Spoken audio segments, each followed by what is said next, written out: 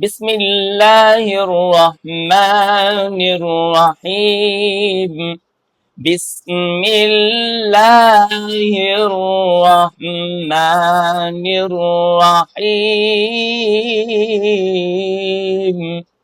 بسم اللہ الرحمن الرحیم۔ یہ جو آواز بنتی ہے تب بنتی ہے جب آپ بسم اللہ کو بار بار پڑھتے ہیں۔ آپ کوئی بھی اگر کام بار بار کرتے ہیں تو وہ آپ کو کرنا آ جاتا ہے۔ آج کا جو ہمارا سوال ہے وہ ہے کہ تسمیہ، بسم اللہ ہم کیسے پڑھیں اور بچوں کو کس طرح ہم بسم اللہ سکھائیں۔ اب یہاں پر جو بڑے بچے ہوتے ہیں وہ تو بسم اللہ الرحمن الرحیم وہ تو پڑھ لیتے ہیں۔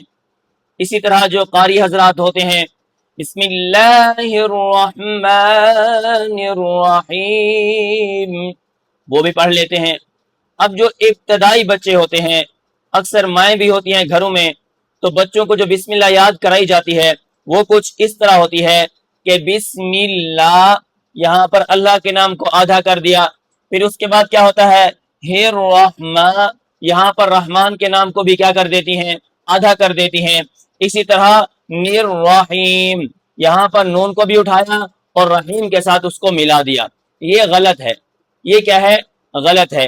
جیسے ہم نے تعوذ کے 4 ٹکڑے کیے تھے، ہم تسمیہ کے 3 ٹکڑے کریں گے۔ کتنے ٹکڑے؟ 3۔ دیکھیں اب یہاں پر دیکھیں، جیسے بسم اللہ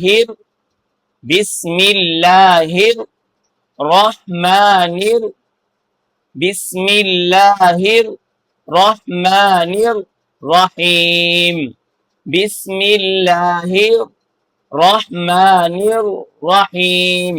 یہاں پر بسم اللہ را پر آواز رکے گی، پھر کیا ہوگا رحمان، پھر رحمان سے را سے اٹھا کے پھر آپ را پر رکھیں گے آواز کو، اس کے بعد پھر رحیم۔ اس سے کلمے بھی پورے ہوں گے اور الفاظ اور کلمے آدھے بھی نہیں ہوں گے اور اس کو غلط بھی نہیں پڑھا جائے گا۔ تو یہ تھا آج کا ہمارا سبق، جس کے اندر میں نے آپ کو سوال نمبر 3 بتایا ہے کہ ہم تسمیہ کو کس طرح پڑھ سکتے ہیں۔